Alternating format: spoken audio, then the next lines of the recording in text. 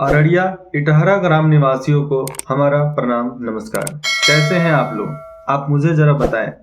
मैं बात करता हूं आपके गांव की डेवलपमेंट की। आपके गांव में डेवलपमेंट जिस तरीके से आपकी गांव एक तरीके से नेपाल से सटा हुआ है, तो वहां की पहाड़ी पानियां जो आती है, जिसका नाम कोसी नदी के नाम से है, कोसी नदी कोसी नहर के होते हुए पानी आपके जो गांव में आ रही है, आपके गांव में कितना प्रलयकारी है वो पानी। ठीक है, वो पानी एक तरीके से सिंचाई में काम आता है, लेकिन जब बारिश के मौसम आते हैं, जब बांध टूटने लायक हो जाते हैं, पूरा का पूरा पानी तेज हो जाता है, लहरें पूरा मजबूत हो जाती है, जो आपके सस्पेंशन ब्रिज है आपके गांव में, वहां तक पानी पहुंच जाती है, तो आप समझिए कि आज तक आज़ादी के 76-77 वर्षों बाद भी हमारे गांव में क्यों नहीं डेवलपमेंट हुआ? क्या कारण है डेवलपमेंट ना होने का? भैया, उन्नति प्रगति हमारे गांव का नहीं हुआ तो कारण किसका है? जिम्मेवार कौन है? हम लोग जिम्मेवार हैं कि सरकार जिम्मेवार है? सबसे पहली बात है कि हमने वोट उस आदमी को नहीं दिया जो हमारे गांव के डेवलपमेंट के लिए काम करे। अगर गांव के डेवलपमेंट के लिए कोई सरकार काम करती है, हम उसको देंगे नहीं वोट, और जो चापलूसी जातिवाद संप्रदायवाद होता है उसको वोट दिया जाता है। तो बताइए गांव का डेवलपमेंट कैसे होगा? मैं गांव की बात नहीं करता हूँ, क्योंकि विधायकी लेवल तो भैया आपके पूरे एक निर्वाचन क्षेत्र का होता है। आप अपने वार्ड को कैसे चुनते हैं, आप अपने मुखिया को कैसे चुनते हैं, ये भी डिसाइड करता है कि हमारे गांव में कितना प्रगति हुआ। क्योंकि वो लोग सबसे ज्यादा काबिल है, क्योंकि वो लोग गांव के गांव घर घर तक काबिल हैं जाने के लिए। हर कोई नहीं पहुंच सकता, लेकिन आपके गांव के मुखिया और वार्ड तो जा सकते हैं ना।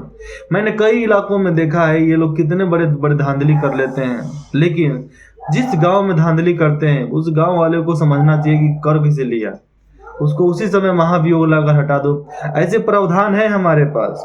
आपके गांव अररिया टाउन से बहुत नज़दीक है, जिसके अनुसार आपको बाजार जाने में बहुत सहूलियत है, क्योंकि आपके पास एक रोड है जिसको उर्लाबाड़ी अंबिका विराटनगर रोड मार्ग बोला जाता है। यही आपके गांव के लिए एक मुख्य मार्ग के रूप में साबित होता है, जिसके अनुसार आवाजाही सब आसान हो जाता है।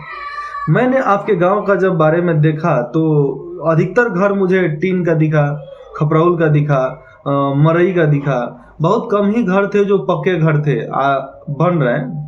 आपके घर बहुत तरीके से नए नए डेवलपमेंट हुआ जा रहा है, वहाँ पर प्रगति हो रही है, आपके घर भी बन रहे हैं, लेकिन लोग अपने कमाई से कर रहे हैं। बाकी जगह की सरकार आपको पैसे दे रही है, हर जगह के लिए सरकार पैसे देती है, लेकिन उस गांव का मुखिया वार्ड उतना लायक होता है ना, तब मिलता है।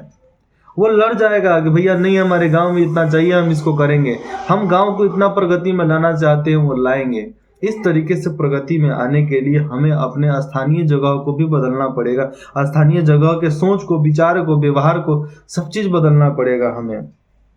एक तो बात है कि आपके गांव से पहाड़ी बहुत नजदीक है, क्योंकि आपके पास सिकटी के बाद नेपाल ही आता है, और नेपाल से जो पानियां धराधर जो पहाड़ से गिर कर आ रही है ना, उसके ब्रेकिंग सिस्टम है। चलिए, एक तरफ से पानी आए तो ठीक है, हमने देखा कई तरीके से रास्ते हैं। करीबन आप सुपौल से ले लिया जाए तो सुपौल से आपके गांव और आपके बगल में भी रोहतास जो है, वहां तक अनेकों प्रकार से डिवाइड है पानी आने के लिए। मतलब घेरियां बनी हुई है जिससे पानी तेजी से आता है। वो पानी क्या करती है, आपके गांव को सिंचाई तो देती ही है, लेकिन बारिश के मौसम में जब पानी बहुत तेज आता है तो आपके गांव को तहस नहस करने का भी काम करती है। इन सभी परियोजनाओं के अनुसार एक नए तरीके से एक नया परियोजना लाया जाए, जिसके अनुसार आपके गांव को भी ठीक किया जा सकता है। बस जरूरत है आपको अपनी मांग उठाने के लिए। आप अपनी मांग कब उठाइएगा? जब आप जातिवाद संप्रदायवाद को छोड़कर आप केवल अपने हित के लिए, अपने गांव के हित के लिए, अपने क्षेत्र के हित के लिए मत देंगे, वोट देंगे, तभी जाकर ये मुमकिन है। जय हिंद, जय बिहार।